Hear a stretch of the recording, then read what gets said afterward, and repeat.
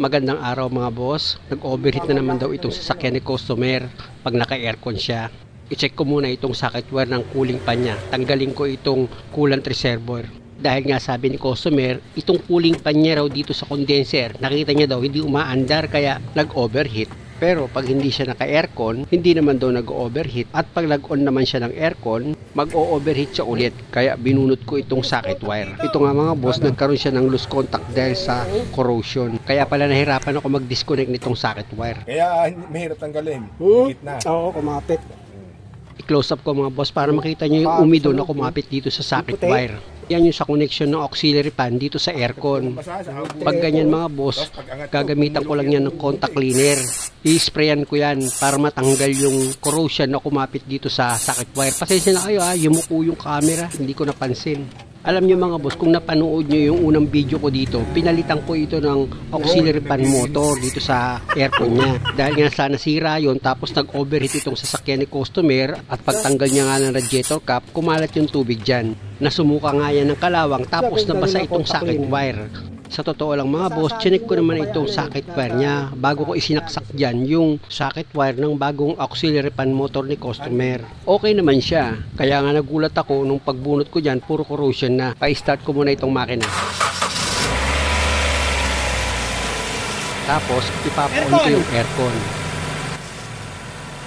At dahil sa hindi ko muna i-connect itong auxiliary pan o condenser niya, kung makikita nyo, hindi pa yan umiikot. Ito na mga boss, i-connect ko na yan para malaman ko kung dito nga nang galing yung problema sa socket wire niya na dahil nga sa corrosion. I-connect ko na yan mga boss para magkaalamanan. Gumana na. Nakita nyo mga boss, gumana na itong auxiliary pan motor ni customer dito sa aircon niya.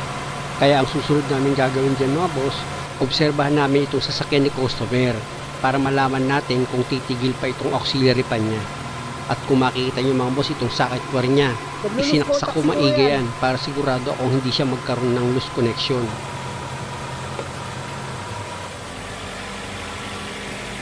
Oh, nag-automatic na. At dahil nga sa nag-automatic na yan mga boss, ibig sabihin nag-off na yung aircon niya, hintayin uli namin mag-on yung aircon. Kaya na contact lang. Ayan mga boss, kung makikita nyo, gumana na ulit itong auxiliary pan niya dito sa condenser. Ibig sabihin yan, nag-on na itong aircon. Hindi mo tataktak to.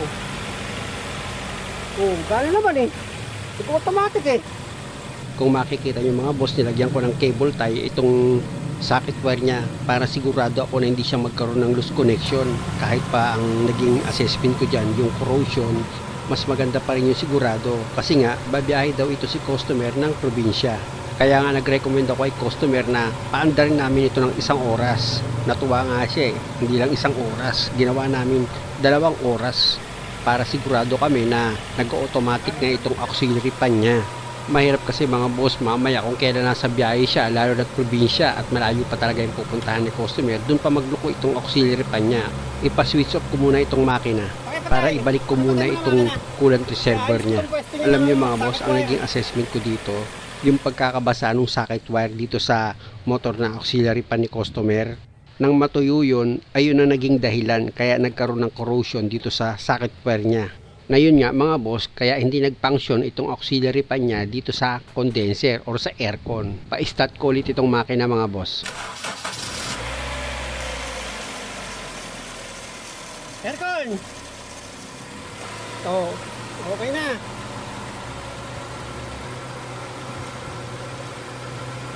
Inisip ko nga nung una mga boss, baka sablay itong motor na ikinabit ko, pero okay naman siya. At para sigurado mga boss, itong fuse niya dito sa auxiliary pan, pati yung relay niya, i-check ko na yan para sigurado. Pwede rin kasing panggalingan ng loose connection yan mga boss, lalo't hindi nakasaksak maigi yung relay, pati yung fuse. Pwedeng panggalingan yan ng pagtigil ng aux pan ni customer.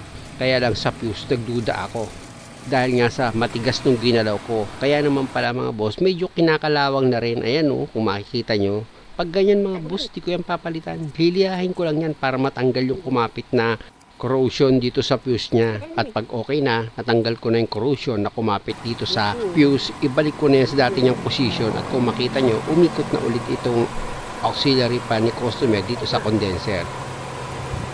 Yun lang talaga. Oo, dumaan na eh. Sinecheck ko na lang kung ano yung pwede pa mag-loose eh. Loose na lang siguro. Okay naman yung relay eh. Sa akin naman mga boss, wala nang bilang sa akin yung mga ganitong trabaho. Yung dati ko nang ginawa, tapos related pa rin sa mga ginawa ko. Wala na yan, kinikwits ko na yan. Lalo na't yung customer, mabait naman. Wala nang bilang sa akin yung trabaho pag ganyan. Dahil ang goal ko naman sa paghahanap buhay, matapos ko yung trabaho ko ng maayos. Kung maririnig nyo nga yung boses ni customer, patawa-tawa lang dito sa ginagawa ko eh. Kumain ka na ba? Nagulat ako eh. Kumain ka na. Kapag yan, merienda na. Nagmerienda ka na ba? Yun lang. Ito pa gusto ko sa mga customer ko mga boss, kaya nasasabi kong mababait sila. Lagi nilang iniintindi yung kung kumain na ba ako, gusto ko bang magmerienda, ganun sila.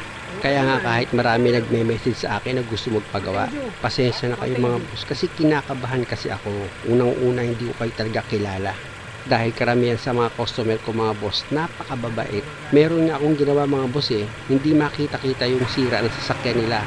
Tapos ang kwento niya, malaki na yung nagastos niya. Totoo naman dahil nakita ko bago yung mga peset. Pero yung lagutok nandun pa rin. Aba, wala pang isang oras na solve ko yung problema niya. Sabi niya magro-rotis lang daw, yung pala tumakbo na. Balik na nga ako sa trabaho. Pinisil ko itong upper radiator hose niya, ang lambot. Ibig sabihin yan, walang overheat ito mga boss. Okay na okay siya. Tanggalin ko naman itong radiator cap, dapat walang tatalsik na tubig dyan. O di ba? Okay na itong sasakyan ni customer.